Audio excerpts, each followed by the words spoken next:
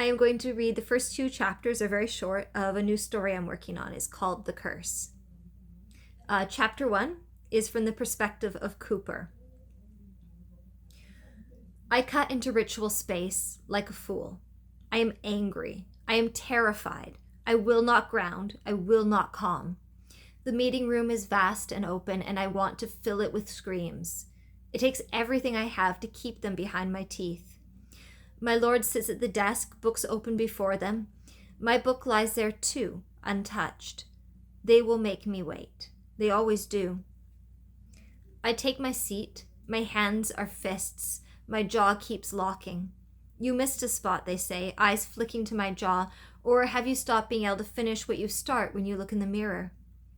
The words land harder than they should. I feel the uneven patch along my jaw where I gave up halfway through shaving. I don't answer.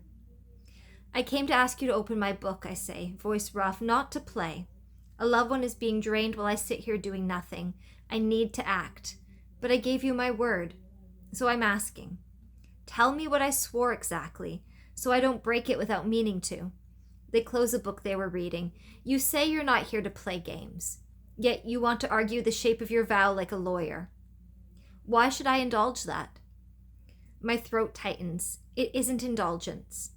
I handed you my blade because the last time I used it, something went wrong, and I still don't know what. I lost control. I lost time. I still feel it in my body. Now I have a plan that skirts the edge of what I swore, and I need to know where the line actually is. They study me for a long moment. When they speak, their voice is flat. You want to strengthen the secretary, accelerate her healing, give her power so she can strike your enemy for you. You call it supportive.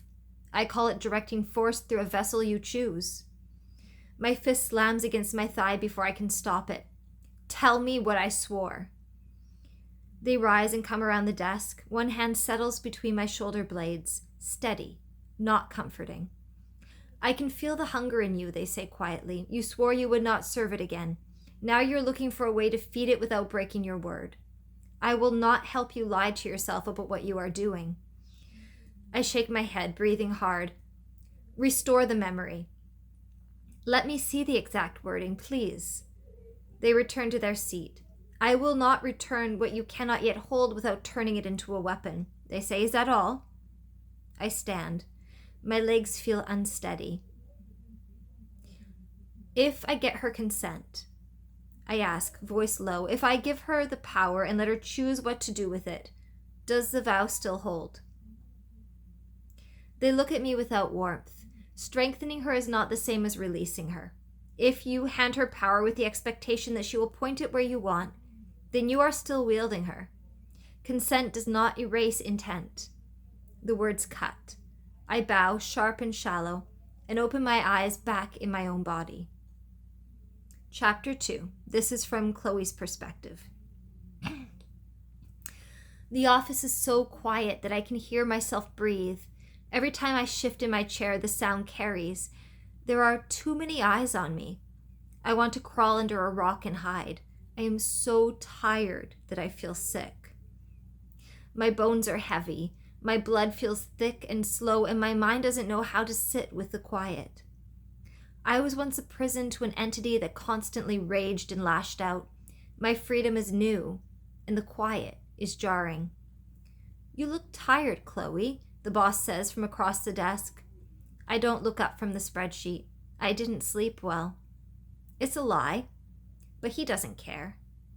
The truth, that my nervous system is still recalibrating to the absence of something that lived inside me for years, doesn't fit into a standard HR file. Cooper from IT has leaned forward. I repress a shudder. He's always made me uncomfortable, but he's Sheila's brother, and the office would fall apart without her. I meet his gaze for a moment, furrowing my brows in a silent question. A feather-light pressure brushes against the back of my mind. Warm, careful. Are you okay? I don't think. I react. The rejection is instant and brutal. I slam the connection shut so hard that the force of it reverberates through me. Across the room, Cooper stumbles back half a step, eyes wide. He looks like someone just punched him in the chest. My hands are gripping the edge of the desk. I force my fingers to loosen, one by one, and take a slow breath through my nose.